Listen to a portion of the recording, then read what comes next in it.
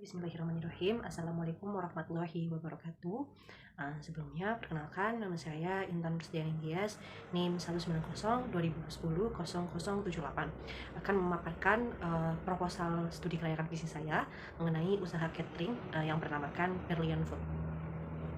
Di topik yang akan dibahas ini, ada bab 1, bab 2, bab 3, bab 4, bab 5, bab 6, dan bab 7. Bab 1, pendahuluan, latar belakang kenapa saya memilih usaha catering yang bernama Berlian Food ini, yaitu catering atau catering rumahan merupakan salah satu usaha penyediaan aneka makanan untuk jumlah yang cukup besar. Usaha catering rumahan ini saat ini cukup diminati karena kebutuhan akan makanan itu tidak pernah ada habisnya. Nah, selain itu untuk penyediaan makanan dalam jumlah besar pun pada saat ini banyak orang yang ingin membuat acara atau kegiatan-kegiatan yang megah namun simpel dan efisien. Nah, dan nanti gambaran umum potensi usahanya, bisnis catering ini terhitung memiliki prospek yang bagus dan cerah karena bisnis makanan dianggap sangat menjanjikan sehingga banyak orang yang tertarik untuk terjun berkecimpung di dalamnya. Lalu kemajuan teknologi juga berkembang pesat saat ini, turut bisa dimanfaatkan oleh para pebisnis seperti saya untuk membuka usaha catering rumahan. Nah, bisa dikatakan bisnis catering ini memiliki prospek yang bagus dan menguntungkan.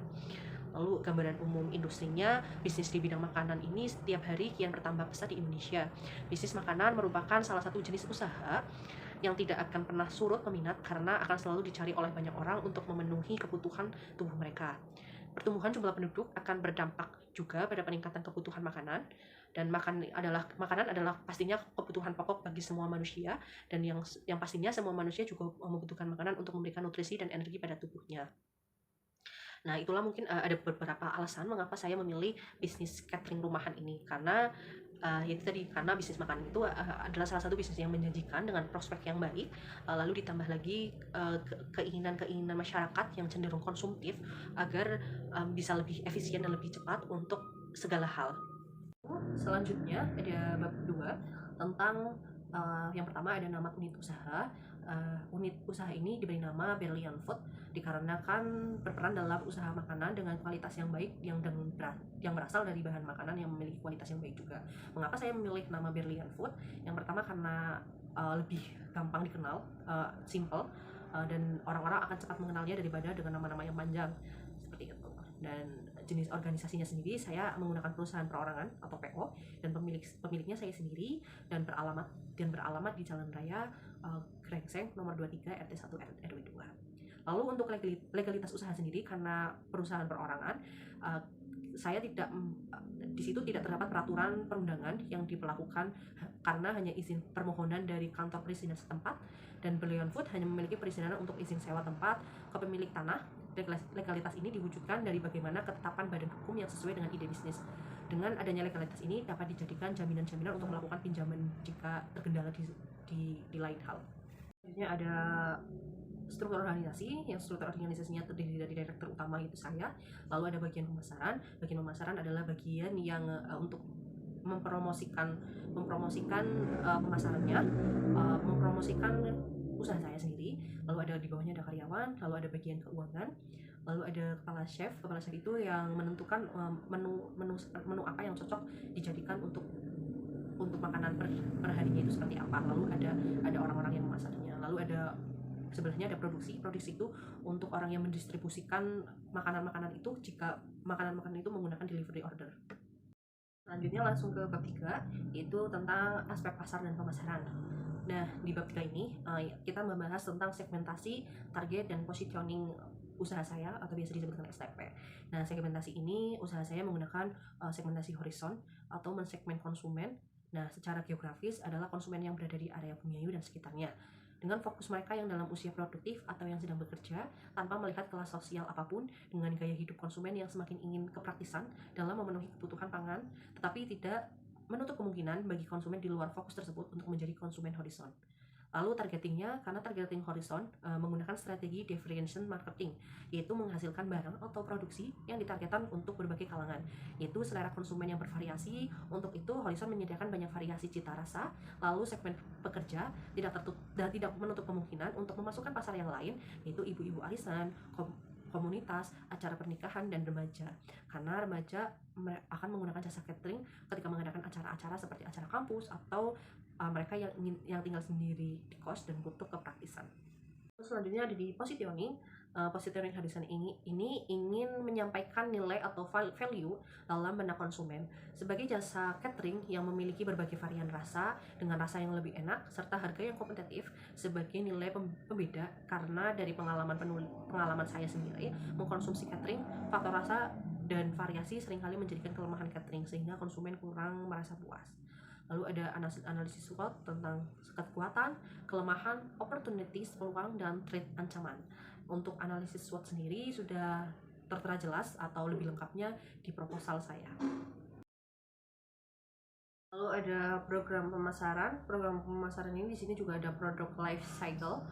Kurva penjualan untuk masing-masing produk akan bervariasi tergantung tahapan yang dicapai dalam siklus kehidupan. Nah, bila siklus hidup produk life cycle ini dianggap sebagai nilai strategik bagi suatu perusahaan, maka manajemen harus dapat menentukan di mana posisi siklus hidup produk-produknya. Nah, di sini juga lebih detailnya saya sudah menjelaskan lewat proposal. Lalu memasuki tahap yang selanjutnya yaitu tentang bab 4 tentang aspek teknis dan teknologi.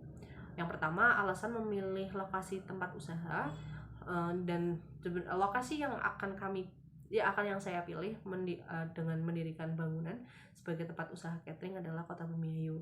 Karena memiliki lokasi tersebut. Kenapa memilih lokasi tersebut? Karena lokasinya strategis dan dapat dijangkau dengan mudah oleh masyarakat. Untuk masyarakatnya pun sangat antusias dan tertarik apabila terdapat hal baru.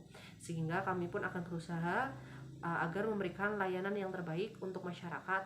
Selain itu, jika ditinjau dari kegiatan usaha dan pemasaran, lokasi bisnis usaha catering ini berada di jalan raya, itu akan sangat potensial mengingat lokasi tersebut berada di jalan raya Bumiayu yang strategis dan dari segi transportasi juga mudah. Selain itu, kenapa saya memilih alamat ini? Karena posisi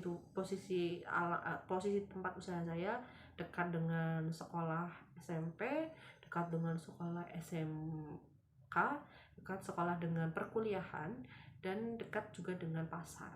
Makanya mengapa alasan saya memilih lokasi tersebut? Karena yang pertama mudah untuk promosi, yang kedua mudah untuk mendapat bahan-bahan pokok karena hanya berjarak sedikit dengan pasar. Menuju ke bab 6 yaitu tentang kesimpulan usaha catering rumahan ini memang sangat menggiurkan. Selain mendapatkan keuntungan yang besar, kita juga dapat menyalurkan hobi kita yang suka memasak. Dalam membuat atau memulai bisnis usaha catering ini kita tidak memerlukan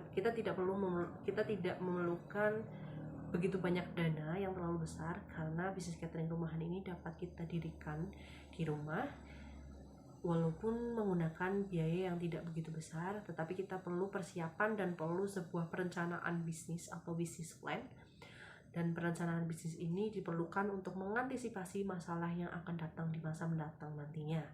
Dengan adanya perencanaan bisnis ini, tidak hanya meminimalisir masalah yang akan datang nantinya, dan dengan adanya perencanaan bisnis ini kita menjadi lebih paham atau lebih jelas tentang alur usaha yang akan kita jalankan seperti apa untuk kedepannya. Yaitu rekomendasi agar melaksanakan suatu usaha dapat berjalan dengan lancar, maka saya mempunyai beberapa saran, antara lain yang pertama, percaya dan yakin bahwa usaha bisa dilaksanakan. Yang kedua, pandai berkomunikasi. Yang ketiga, mempunyai etos kerja yang tinggi. Yang keempat, mau mendengarkan kritik dan saran dari orang lain. Dan yang kelima, tidak mudah putus asa. Yang keenam, mampu menghasilkan produk yang berkualitas. Yang ketujuh, mengutamakan kepuasan pelanggan. Dan yang terakhir, disiplin, bertanggung jawab, kreatif, dan inovatif. Terima kasih juga untuk teman-teman Saya mohon maaf apabila selama presentasi ini saya banyak kekurangan atau banyak salah kata. Saya akhiri, bila bisa hak fastabiqul khairat. Wassalamualaikum warahmatullahi wabarakatuh.